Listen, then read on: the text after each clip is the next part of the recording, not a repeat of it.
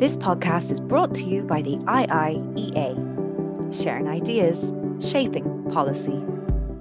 Good afternoon. My name is Alex White. I'm Director General here at the Institute of International and European Affairs, and you're more than welcome to this, what I know is going to be a really interesting webinar. I'm really delighted to welcome you to this fourth event, as it is now, of the 2024 Development Matters Lecture Series here at the Institute, which is sponsored, of course, by Irish Aid. And we very much welcome the generous support and cooperation always of Irish Aid for this series. It's also marking, as we've been reminding people in this series, 50 years, the 50th anniversary of Irish Aid, which of course was an initiative taken as a prerequisite back in the 1970s when Ireland joined what was then called the EEC. So it's terrific to be marking that in this lecture series. We're joined this afternoon by the Director General of the International Organization for Migration, Amy Pope. It's just terrific to have her with us. In a couple of minutes, Amy will speak to us make a presentation for maybe about 20 minutes or so. We're not too rigid, 20 minutes, 25 minutes, however that works out. And then we'll have a Q&A. So please, if you're interested in asking a question, pop it into the Q&A function there on Zoom, and we'll get to your question in due course. So you can also bear in mind that, please, that today's Q&A and the presentation and the Q&A are both on the record. And you can also join us on X, as it's now known, if you want, or on social media. Use the handle @IIEA if you're motivated to doing that. And we'd like to mention live streaming this afternoon's discussion. So very warm welcome if you're tuning in via YouTube. Michael Gaffey is Director General of the Development Cooperation and Africa Division in Irish Aid. And I'm really pleased, before we go to our distinguished guest, really pleased to invite Michael just to say a few words by way of introduction. Michael, the floor is yours. Thank you very much, Alex, and thank you, Jill, and thank you to all the staff of the IIEA for all their work on this lecture series that we work together on, Development Matters Lecture Series, which is an important forum for debate. Look, it is a real honour for me to welcome the Director General of the International Organization for Migration, Amy Pope, to speak in this series. Just on a slightly personal note, I was the Irish ambassador in Geneva when Amy Pope arrived as the new one of two deputy directors general, and she was particularly helpful to us in one particular issue. And since then, she has had a remarkable, you might almost say phenomenal, victory in the election to be Director General of the IOM. So belatedly, I suppose, we congratulate her on that and wish her well in her work, because the issue of migration has never been more to the forefront than it is today. And the perceptions and misperceptions of migration are issues of politics and economics, and they're issues in the public domain. In Ireland, they have come to the fore in a very political way in recent months, and have been the subject of much debate, and in a way the subject of two votes in two elections. So Ireland, as a major source of migration over the years, is now in a different place and grappling with that and engaging with that. And I think we would all say that it's important that we bear in mind our own history as we look at the world today. So just to say that the relationship between IOM and Ireland's International Development Programme has grown significantly in recent years. And following the adoption of the Global Compact for Migration in 2018, and in recognition of IOM's key role on that compact, we first provided core funding from our development budget in 2019, and we have continued to do that and will continue to do so. And we've also worked with IOM on two areas of particular importance that I'll mention. One, addressing misconceptions and indeed deliberate misinformation about migration through the Global Migration Media Academy, and also cooperating on moving forward the implementation of Objective 19 of the Global Compact for Migration on diasporas and development through our co-hosting of the Global Diaspora Summit in Dublin in 2022.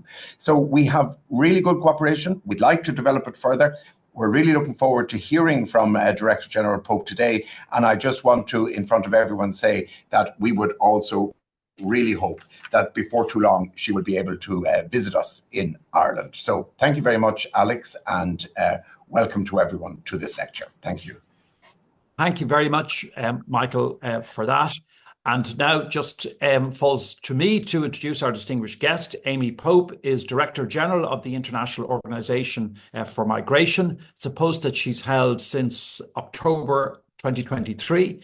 As Michael said, Amy brings a wealth of experience to addressing this complex issue, these complex migration issues, having previously spent actually a period, I note, as an advisor, senior advisor in the White House, and also worked for some time with Chatham House out of London, and a lot of other posts and activities over the years, so that she, as I say, brings so much experience and insight to this issue.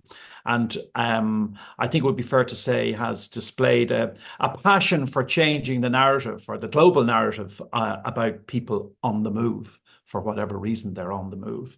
She's the first woman to hold the post in the International Organization for Migration's history, 73-year history. So congratulations for that. And thank you for being with us. And we're looking forward to hearing what you have to say. The floor is now finally yours.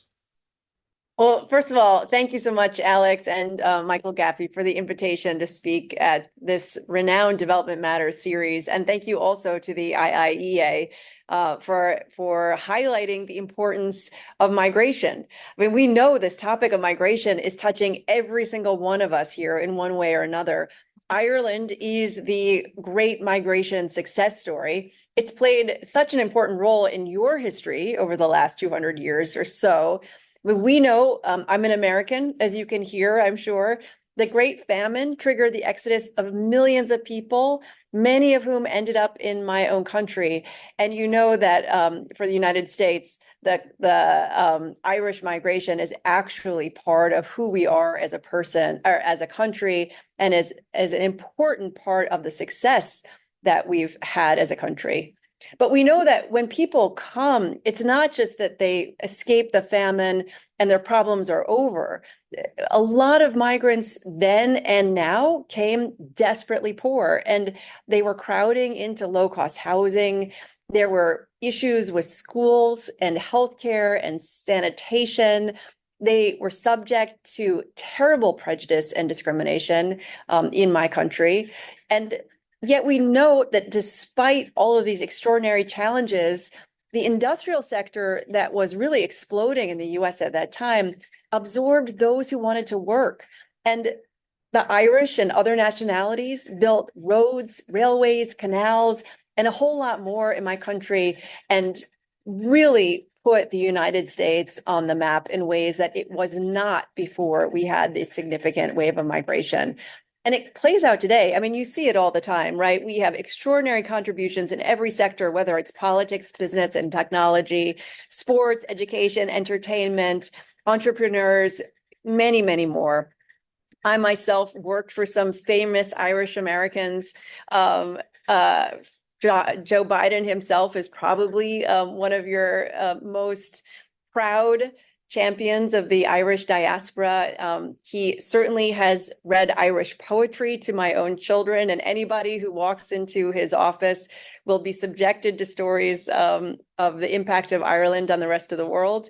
But of course, for the United States, John Kennedy, Barack Obama, Ronald Reagan in politics, Judy Garland, even Mariah Carey are really important Irish Americans who've enriched our country and, of course, then enrich Ireland as well. And I'm focusing on your history a bit because I think sometimes when we talk about migration, we forget that migration is human, that migration informs civilization. I mean, humans are a migratory species. There's no way around that. And by the end of the 19th century, almost 40% of the Irish-born population were living abroad. So we know today the picture looks different, right? It is different nationalities leaving, different people who are moving. but the bottom line factors are actually not that different. And the impact of migration in the end is not that different. And I think sometimes we forget that when we're facing a pressure within a society at any given moment in time. And so my hope today is we have a much broader conversation about what migration looks like and how we drive some real benefits from migration while also addressing some of the challenges. So now what we've seen, crisis has driven people to leave, but a stronger economy in Ireland is bringing people home. And it's joined by migrants from all around the world. So Ireland went from a country of origin to increasingly a country of destination. The EU statistics on immigration are showing that the proportion of the population of the Irish state who are born overseas reached a record 22% in 2023. It's a new migration flow. We call it a brain gain. You might have had a brain drain 100 years ago, but now we're seeing the flip side of that, bringing really significant economic impact into Ireland. And in the United States, the population today represents about 5% of the global total, but close to 20% of all international migrants reside in the United States today. And this has actually proven to be extremely beneficial from an economic point of view, much less from a cultural, from a food point of view, and from every other dimension. I mean, in fact, it's shown that as a result of the higher immigration in recent years, the United States has recovered faster than any other country post-COVID. And not all of that migration, by the way, was through regular channels. It's not just in Ireland, it's not just in the United States. And this is important because globally, whether we're talking about across the African continent or in Asia or in Latin America, migration and migrants are driving economic resilience, they're driving growth, they're driving prosperity. And we recognize it within the UN. Our 2030 agenda recognizes that migration is a powerful tool for development. We recognize that it brings benefits in the form of skills and strengthening the workforce and investment and cultural diversity. And ultimately, it is contributing to improving the lives of communities in ways that are also intangible, in addition to the transfer of skills that we're seeing, and of course, the economic benefits. Last year, the World Bank released its development report. It shows overwhelming evidence of how migration is fueling economic prosperity. And last year, this just recent year, a couple months ago, we released our own World Migration Report. And just one fact alone can demonstrate how powerful migration can be. International remittances has increased by 650% over the last 20 years. So in 2000, it was about $128 billion in the money being sent back by migrants to their home countries. Today, it's $831 billion in remittances is going back to a migrant's country of origin. And $647 billion is being sent back to low and middle income countries. That is more than foreign direct investment. It is more than overseas development assistance. And it is a significant portion of these countries' GDPs really driving sustainable development in their countries. So it is no surprise to you that I am a real advocate for changing the narrative on migration, because what we are seeing in the news, what we see if you turn on your TV at any moment in time, is that migration is chaotic, migration is tragic, that people are dying on the sea, that people are struggling to find their way to Europe. And while that is true, there are terrible, tragic consequences as a result of irregular migration. There's also tremendous benefit because of regular migration. Now, the system is out of whack, and that's the part that we are really looking to address, right? For many, many people who are living in a desperate situation, they see claiming asylum, taking an irregular journey, arriving at a destination country and then seeking asylum has become their best choice and often seen as their only option to a better life. And I know right there in Ireland, you are seeing the impacts of that. I've heard about the housing shortage. It's a major concern dominating the debate there in Ireland. And I've even heard of Irish citizens who are moving abroad because they cannot find affordable housing at home. But at the same time, we know that there's a rise in asylum across the world. Those seeking international protection have been arriving across the world in record numbers in the first few months of this year alone. Now, we also know that it is not just migrants who are seeking support from the state, right? The number of migrants who are coming, who are seeking asylum, are often competing for people who otherwise need support from the state. And we know that there in Dublin, you've seen asylum seekers who are living in tents on the streets. We know that there are also thousands of Irish people who are homeless too. And often these are, of course, legitimate concerns, but often these issues become conflated.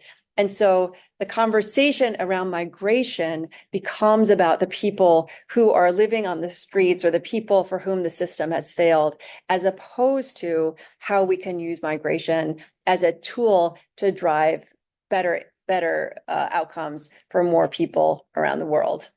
Now, I said that the system is broken, right? So, and the reason I focus on that, because the numbers of people who are on the move are continuing to grow. In every part of the world, people are fleeing conflict, they're fleeing violence, they're fleeing food insecurity, they're fleeing economic hardship and the impacts of climate change, and increasingly some combination of all of the above. Last year, 117 million people were forcibly displaced, and most of them, 70 million of them, were displaced inside their own countries.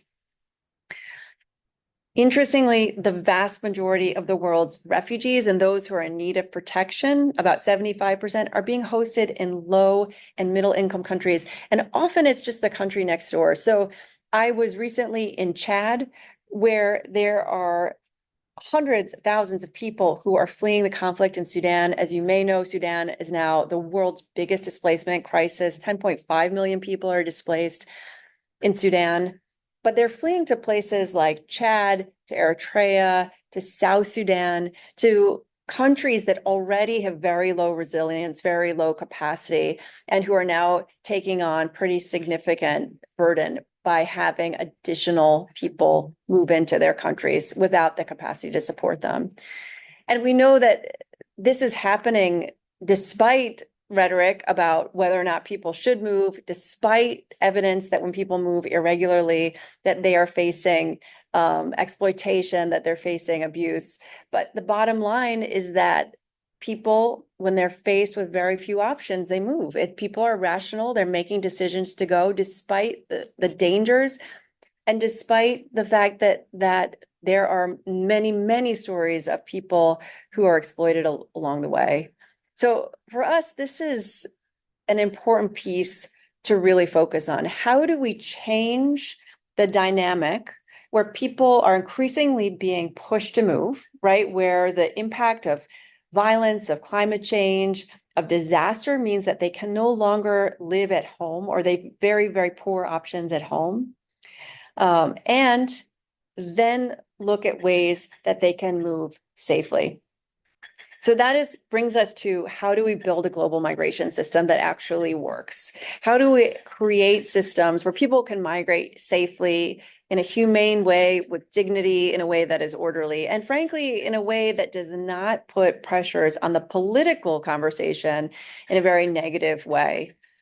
There's also good reason to do it just from a humanitarian point of view. Last year, we know that at least 8,500 people died en route when they were migrating. It was our deadliest year on record. And when I say 8,500, those are only the people we know about. Those are the bodies who've been found, who've been identified. We know that there are probably far more people who have died along the migration journey, who have just remained unknown or invisible. We also know that smugglers and traffickers made an estimated $10 billion off of the backs of vulnerable people last year. And again, that's just the number we've been able to estimate. It could be much higher. So this is a big business where people who are extremely vulnerable, who are facing very few choices, are being put into a position where they're subjected to exploitation and abuse at the same time that we need migration around the world. Right. So this is the conundrum. So our goal is to create a migration system that works, to change the narrative from one that's highly politicized and divisive to one that tells a true story, which is documented across the board, of the enormous potential and benefits of migration and migrants.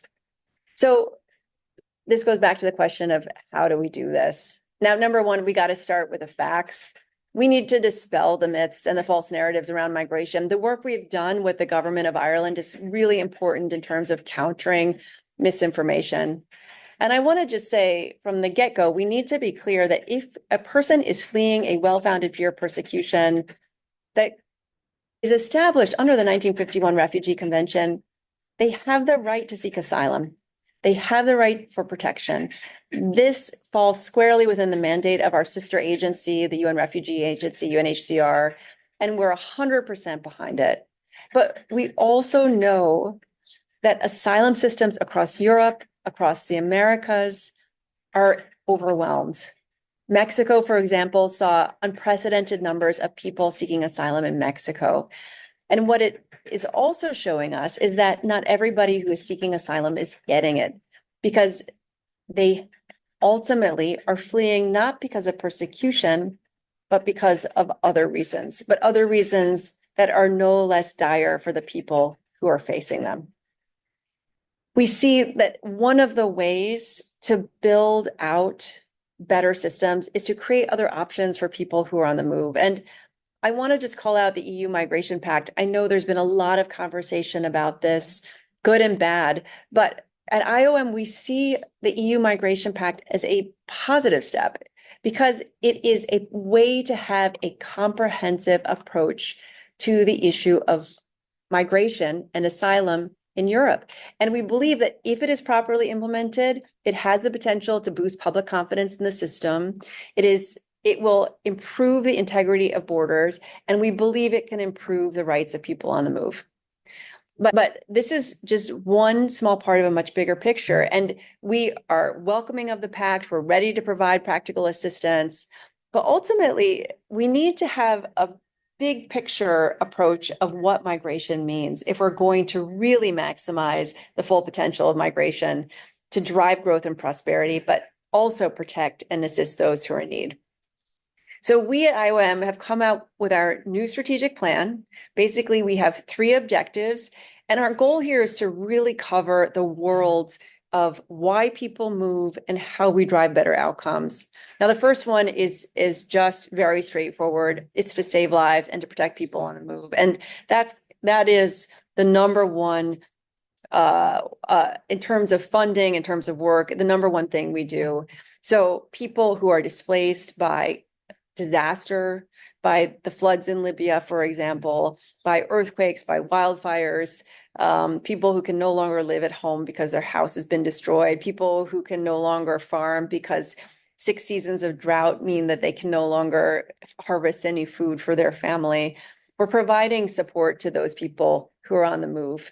And we're looking at those in particular who have vulnerabilities, but are not eligible for refugee protections. So last year, from Ukraine to Sudan, Libya, Haiti, to many other crisis hit countries around the world, we provided support to about 32 million people. That includes refugees, but also internally displaced people, vulnerable migrants, host communities. And we did so by providing direct assistance or community-based programming.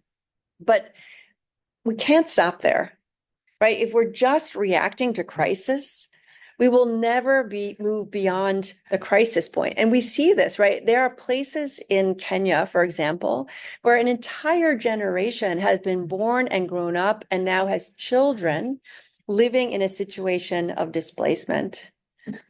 And the international community as a whole has failed to move from the humanitarian response, which of course is critical in the early moments of a crisis, into the space of driving solutions for displacement. So that's the second objective in our strategy. And we believe that we can start to address it even before the crisis strikes. So let's take climate change as one example. It is a major cause of displacement. About 80% of internally displaced people now live in countries that are highly vulnerable to climate change. Last year, in 2022, 33 million people were displaced because of floods, drought, extreme heat, or storms. And frankly, importantly, last year, more new displacements were a result of climate impact versus conflict. You even see it there in Ireland. Nobody is immune, right? Rising sea levels are threatening your own coastlines and the lower inland areas. We see it in the United States, but problem is most acute for those who do not have the resilience to respond. And unfortunately, it's often those who've done the least to contribute to the problem. It's the people who are the least able to adapt, the people who are already living in very sustainable ways. They're living off the land. They're not high users of energy, for example, but they are being overwhelmed. And our view is that rather than waiting for people to be displaced, rather than waiting for people to starve because they can't farm or people to lose their homes, there's much more we can do on the prevention side. It means looking at communities that are at high risk for displacement and making sure they have the services they need, building up their infrastructure to make them more resilient to climate hazards, and then looking at their livelihoods and assessing whether or not they can withstand climate risks. And that's work we're doing all around the world in ways that may sound unexpected. For example, in West and Central Africa, we are working on a livestock tracking tool. So it's an early warning system that documents when people who are pastoralists will start moving because their livestock can no longer feed because of soil moisture loss.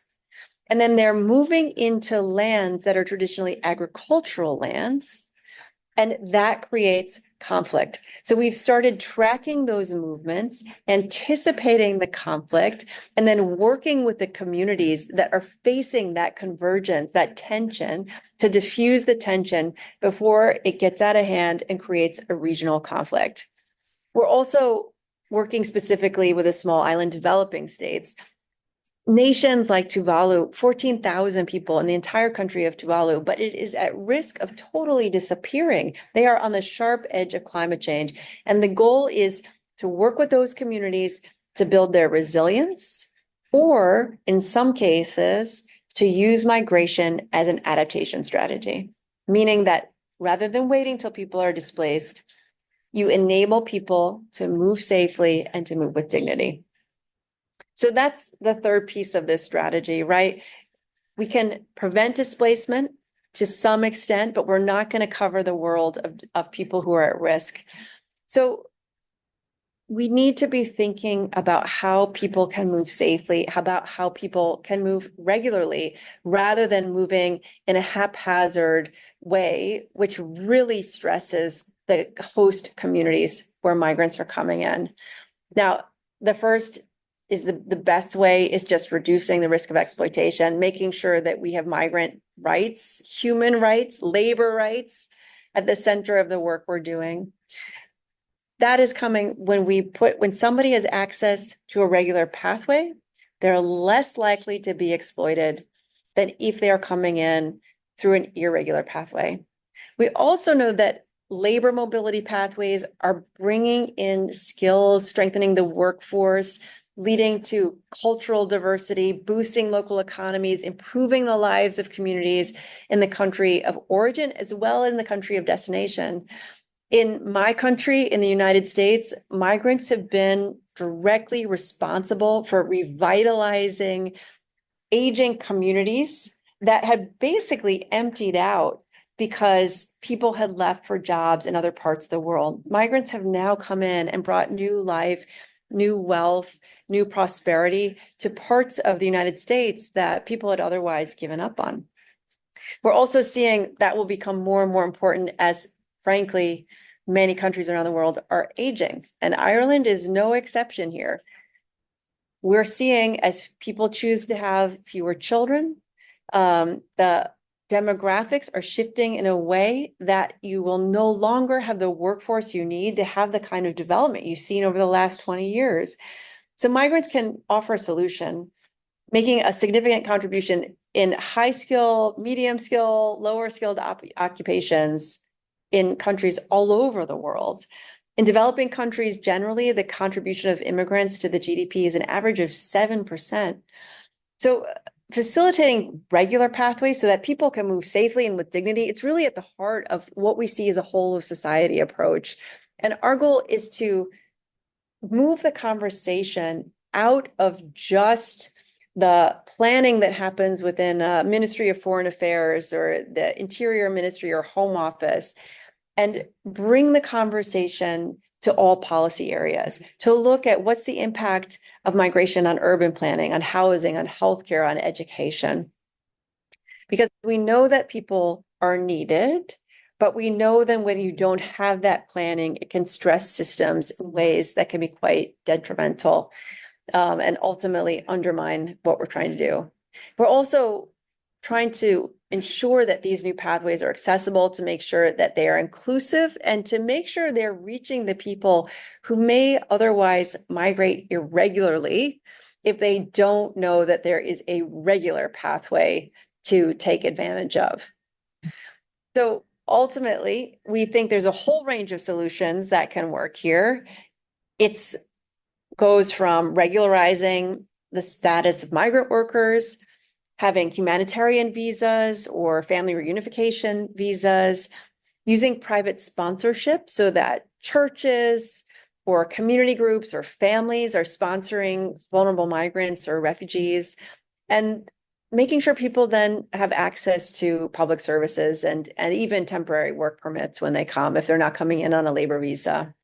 Now, we know that the resettlement humanitarian admissions that you all are doing in Ireland is extremely important to protect the most vulnerable. And we're working with your government there to resettle about 400 people every year from different countries. But we need to move away from this mindset of traditional refugee resettlement and start to think about people as people, not just as migrants or not just as refugees. Look at the talents that they're bringing, the skills that they have, the capacity, the sense of entrepreneurship that they are bringing into your economy. Now, the EU is funding a project called the Displaced Talent for Europe Partnership, and that is connecting displaced skilled professionals from places like Jordan and Lebanon with employers in Ireland and the UK and Portugal and Belgium. And we're working with a fantastic organization called Talent Beyond Boundaries, which is really focused on how we can connect talented displaced people or skilled displaced people with job opportunities. But it's not yet at scale. The idea has not caught on at the level it's needed to. There's some exciting initiatives underway. There's a fantastic company or a partnership called Tent, founded by the CEO of a yogurt company in the United States called Chobani. And they bring together businesses who are committing to hire migrants and refugees, and then work with those companies to integrate them into their workforce. It is a great way to combine both a humanitarian purpose with a workforce need. And another avenue, and this is something that Ireland has really been on the forefront of, is engaging with diaspora groups. You all have the most effective diaspora of almost any country in the world. And we see that there's just tremendous power by leveraging the global diaspora, whether you're Irish or Sudanese or Haitian. And our goal is to work with communities, building on the outcomes of the 2022 Global Diaspora Summit that culminated in the Dublin Declaration, to really move forward to engage diaspora organizations around the world, including young people, including women, to emphasize the role they can play in humanitarian response and in sustainable development. So that's a lot that I've put out there. Ultimately, bottom line is that we want to promote humane and orderly migration. We know that it benefits all people. We know that it has this tremendous power of change in very positive ways. But to do this well, we need the countries of origin, we need countries of transit, we need the countries of destination to work together. We know that nobody can do this on its own. We believe that Ireland in particular, given its rich and extensive history of migration, frankly, its high profile on the UN Security Council, and its consistent support of migrant and refugee issues globally through Irish Aid makes it a key actor in these efforts. And perhaps, frankly, no one is better placed than the Irish to understand both the challenges, but also the enormous potential of migration and the importance of providing people with safe pathways and opportunities to flee poverty, to flee hunger, to flee persecution, and to ultimately offer their talents and their skills where they can be used. Now, changing the narrative is going to start at home. And I know that that is a tough sell right now across Europe and including in Ireland, and certainly in my own country. But it starts at the local level, right? It starts with your mayors, with your church groups, with your school groups. It's important that people understand why migrants are arriving, why some need protection, but also how and why they can enrich their communities economically, socially, and culturally. I mean, ultimately, we believe that no one is better placed than the Irish and the government of Ireland to help shift this global narrative. And no one is better placed to demonstrate how well-managed migration can work to drive greater economic prosperity and more sustainable development all around the world. So thank you very much for this opportunity, and I can't wait to answer your questions. Thank you very much for that really exceptional presentation. And if you don't mind my saying, what a brilliant use of slides. I don't know if you had somebody there doing that with you or whether you were doing it yourself. I suspect you were doing it yourself, but brilliant. No, I have a fabulous person who is working with me to get that. Really, I mean, since the lockdown, we've had everybody all across the world using webinars all the time, and people don't always get it right with the slide, but just fantastic illustration of the points that you were making, really exceptional presentation, and thank you for it. And like the main thing that comes across to me is so often the issue of migration is framed as a problem. So it's framed the problem, or even the C word, challenge, so these words that are used, whereas like your presentation is just completely different framing. Yeah. So it's, yes, there are problems. Yes, there are difficulties, but can we see the opportunity as well? Can we see because this is something that's with us, part of the modern world, and will be into the future for all kinds of reasons. So it's not something that and also think about the narrative, like we said, changing the narrative, but you're pointing the way not just to changing the narrative, but actually to concrete change in policy as well, and ways of actually addressing this. So thank you so much. It's such a comprehensive presentation, and I'm sure there'll be very many questions, and there already are quite a few questions in. Can I just say to people that by all means put in a question, but give us your name. If you don't mind, give us your full name, not just one part of your name. And if you've got a designation, if you're working for an organization or representing an organization and you feel comfortable telling us who that is, well, it's always helpful to know, for the Institute and for others as well, just to know where you're coming from, as it were. There's a great question in from Harry Williamson, who's an economist with the Department of Finance here in Dublin.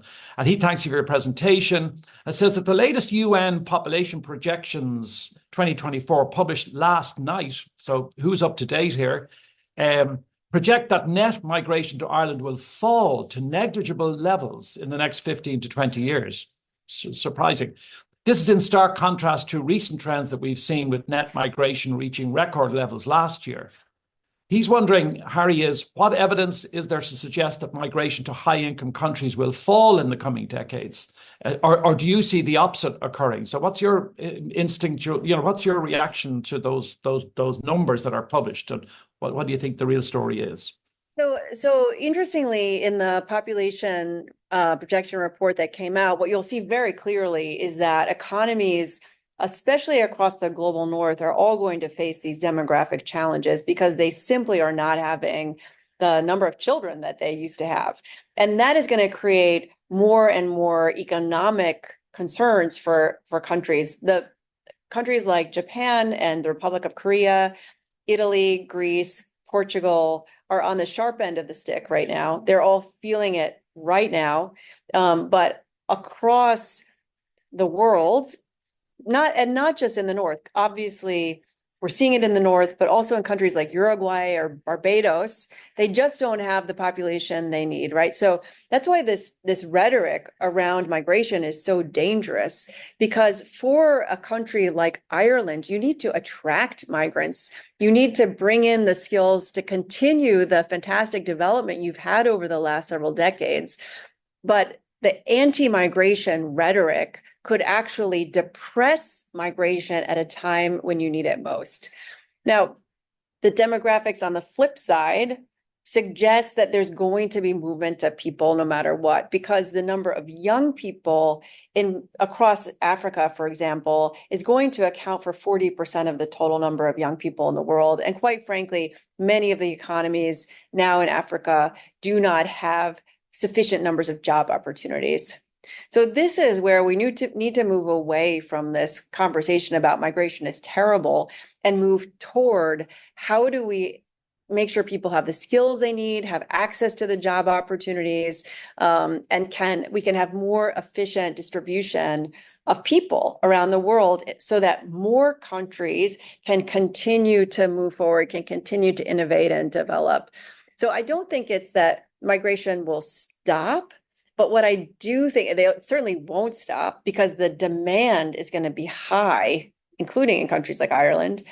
But the idea is, can we make it work in a way that is not harmful to the migrants themselves and doesn't fuel this very negative migration rhetoric that we're seeing around the world? Sure. Sulagna Matra is in the UCD Centre for Humanitarian Action. It's the University College Dublin Centre for Humanitarian Action. And he's actually put in two questions, which is a bit naughty, but I'm going to try and get them both in. He thanks you as well for your energizing presentation, fan of your humanitarian work. He's wondering if you were aware of Frontex's recent policies on handling illegal migration, and how would you engage with them to lobby for greater protection for the forcibly displaced? And then the second question is, I have one more question. He said, on behalf of a student of mine who's writing her master's thesis, increasingly the forcibly displaced, due to environmental reasons, using social media to draw attention to their plight and to advocate for themselves. To what extent does the organisation and other humanitarian agencies mine this data to inform a needs analysis? Quite an interesting question. So using the social media, can you mine that? Might that help? And also then the question about Frontex. So two questions. So interestingly, Frontex over the last couple of years has really gone through some significant changes, including having new leadership and having greater scrutiny of their own practices. So we see even within the European Union and in Frontex itself, a recalibration of its ways of doing business. Now, our job is different, right? We are working with some communities who have been returned, people who've been returned, to help them reintegrate once they come home. And that's where we think it's critically important. If people are going to be returned home, you can't just drop them off at home and walk away and say, I've done my job. In fact, when people are coming home, they often face discrimination. Entire communities have fundraised, crowdfunding to send, their young person on this irregular journey, expecting that they will go and make money and send it back home. And so when somebody comes home, they often face pretty significant barriers to reintegrating, to finding a job, to being socially accepted. And that's actually the place where we're really encouraging Frontex to work with us and other partners. How do we enable people to even leverage the tremendous opportunities that they had. Maybe they've learned a new language, maybe they've learned new skills, maybe they've seen new ways of doing business.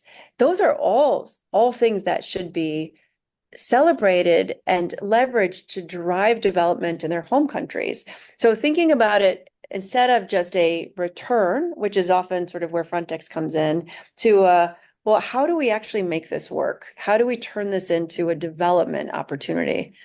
Now, on the data side, I don't know specifically how much social media is playing into our analysis. I want to say two things on the point, though. One is the importance of data, and second is the importance of what's happening in terms of environment and climate change. Now, we are increasingly using data. We have something called the displacement tracking matrix, where we have people who are engaging with migrants one-to-one all over the world. It is one of the richest sources of information.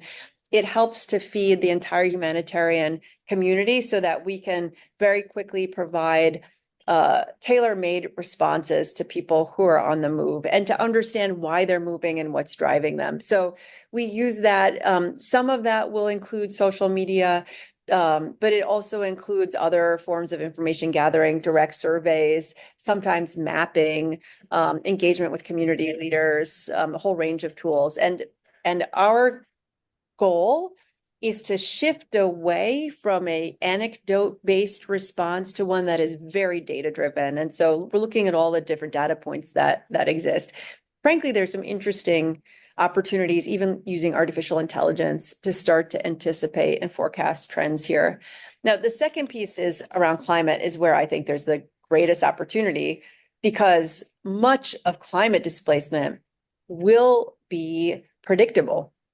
We know which communities are sitting in low-level floodplains and are likely to be flooded. We know which communities are wholly reliant on rainfall agriculture, and so a series of droughts will totally wipe out their livelihoods. But someone who is displaced because of a climate impact has no international protection right now.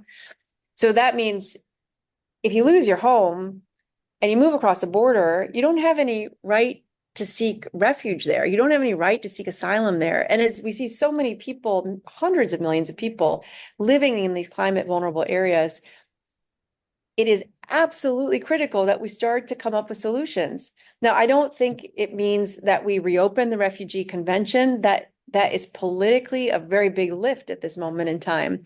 But that's no excuse for doing nothing. We got to do something to help build resilience, to enable communities to find safety, to enable people to adapt to what's coming. And I think that is another place where data can really inform our work moving forward. Sure. I'm going to take a couple of questions together. They're kind of all on similar aspects. Sarah Leonard asks a really kind of nice, sort of tight question, but it sort of incorporates a lot of what you've been saying and want to achieve. How do you explain that migration is, how do you explain that migration is such a sensitive issue in many Western countries if it has so many benefits for everyone? So it's kind of a little bit of a twist in the question. Yeah. If it's such a good thing, why is there such negativity? And then Caleb Kyle, there's no doubt that inward migration can be beneficial to economies. As stated, the challenge is that the system is overwhelmed, which is driving anti-immigration and right-wing rhetoric and protest. How do we build in some slack in the system to allow recipient countries to prepare appropriately and manage immigration sustainably? One idea may be interim safe zones, for example. Well, that's interesting. So I have a couple of theories, some which are well supported by evidence on the fact that migration is such a sensitive issue.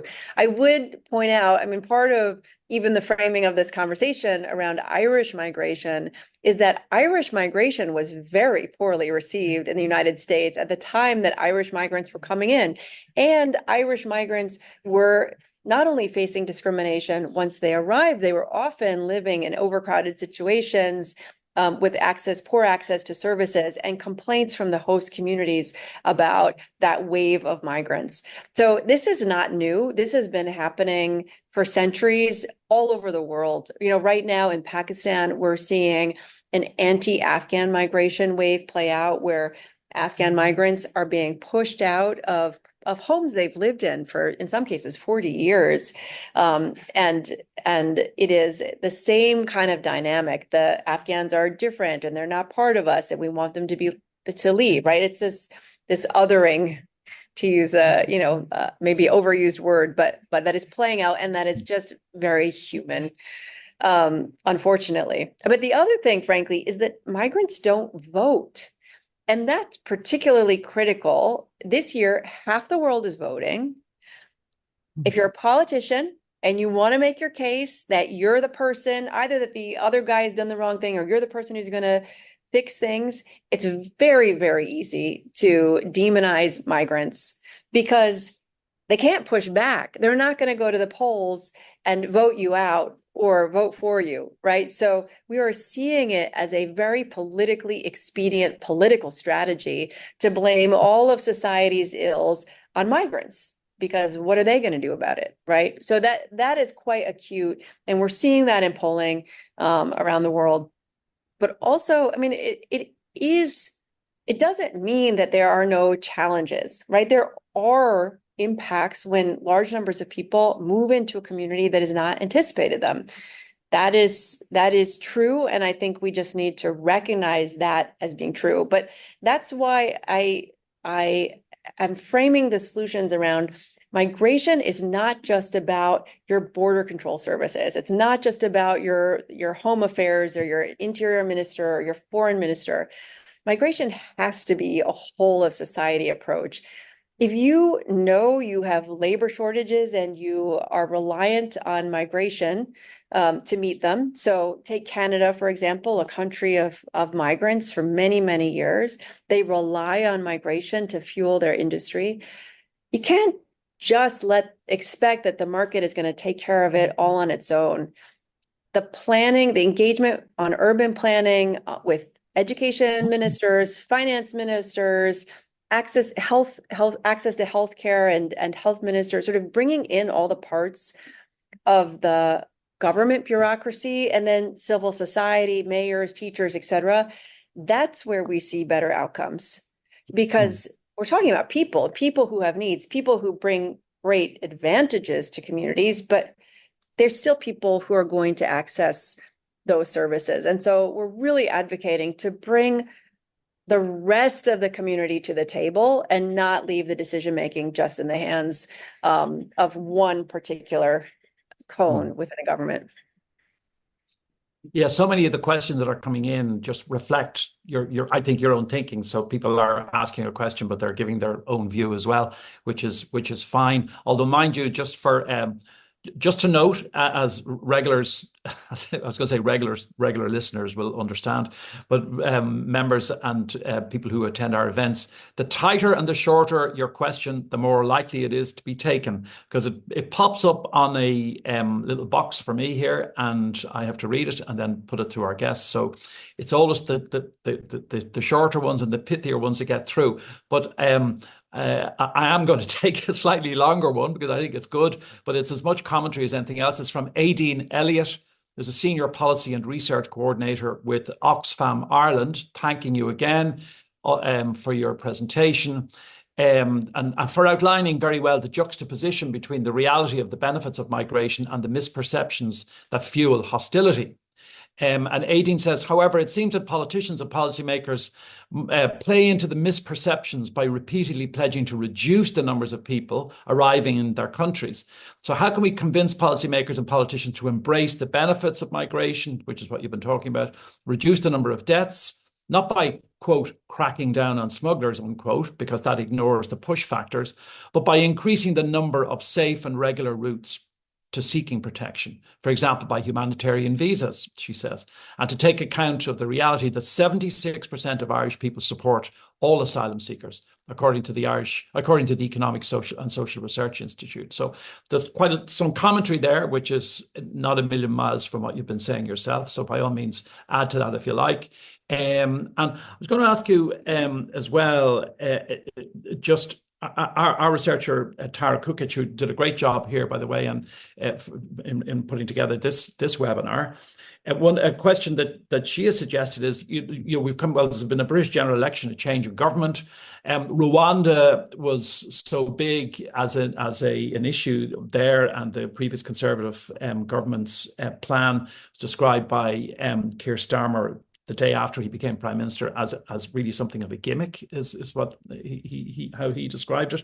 So they're going to be looking at their approach into the future. But you've seen similar proposals in Denmark and in Italy. This notion of outsourcing asylum to other countries. I'm wondering if you've, in the organisation, if you've looked at that trend and whether you have any comments to make on that. Yeah. So in terms of persuading people about the benefits of migration, honestly, I don't think it's just me saying so and Aideen, who sounds very, very well educated about it, saying so, right? Frankly, we need to look for other partners, maybe even non-traditional partners. And I see two key partners, maybe three key partners that are relevant here. In some cases, it's mayors of small towns that have emptied out because of young people going out and getting jobs, leaving behind an aging community, right? We hear from mayors all over the world that they need migration, and they can be very effective voices as representatives of their communities about why migration is needed, whether it's to revitalize the high street or to help bring in care for aging citizens.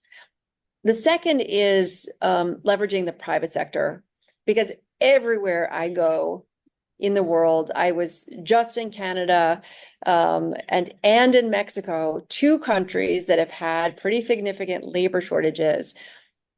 You have one conversation, you sit down with the Chamber of Commerce and you hear right away they need migration and they do not have the workforce they need. And it is not just the doctors and engineers and software technicians they need migrants from all over the range of skill sectors. They need people who will work in farming and people who will work in manufacturing. We actually need people to meet the Paris Green Climate goals. And without migration, we won't meet them. But the best person to say that is not necessarily the climate activist.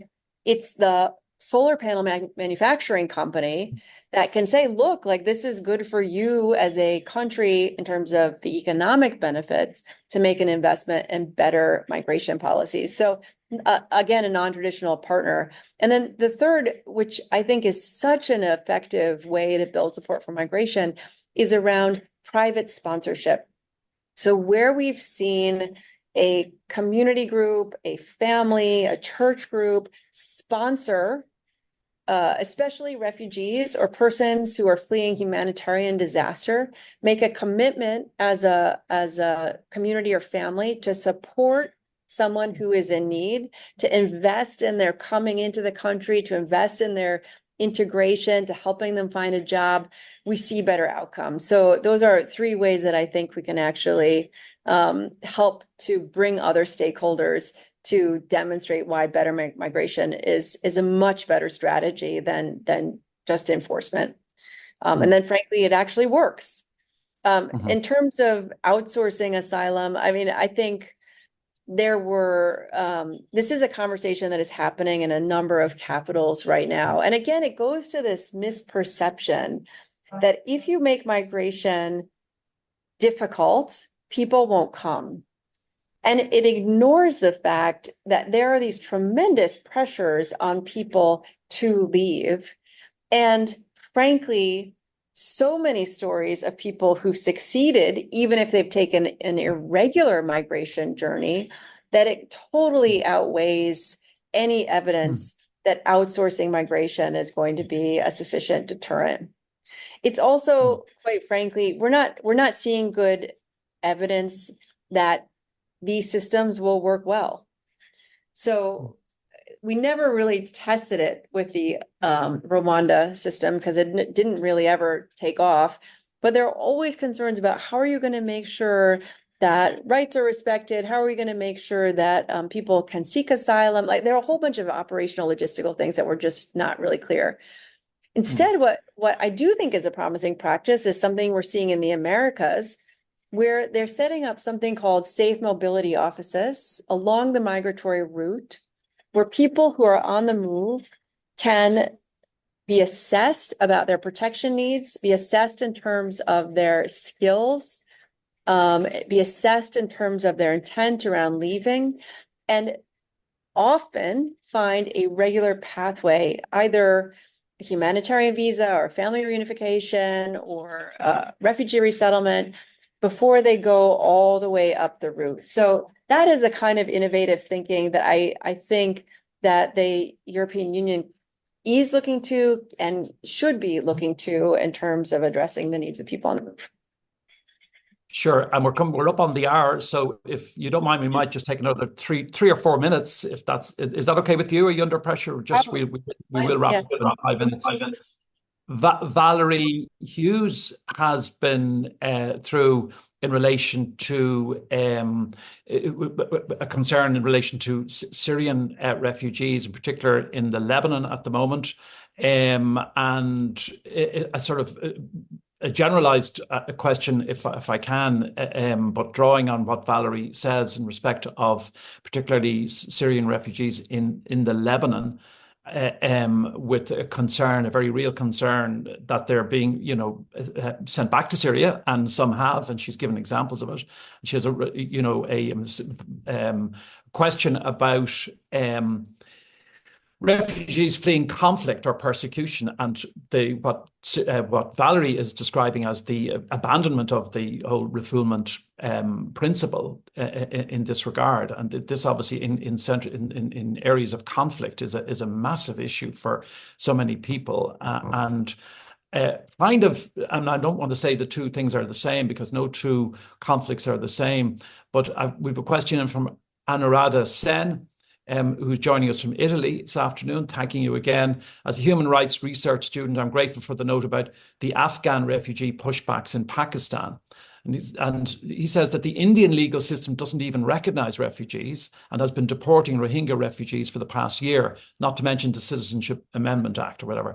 So with even South Asia having adverse reactions to migration, and Europe leaning towards more pro-right-wing, and the undertones of dissatisfaction in Irish communities, again, the question is, what are the steps that can be taken? And of course, that's exactly what you've been dealing with for the last hour. But it's really just that point about particular conflict situations around the world, and the really concerning one that Valerie Hughes, who's one of our regular attenders here in the Institute, and has raised it, and fair play to her, has raised it again and again. And I was wondering if you would comment on that.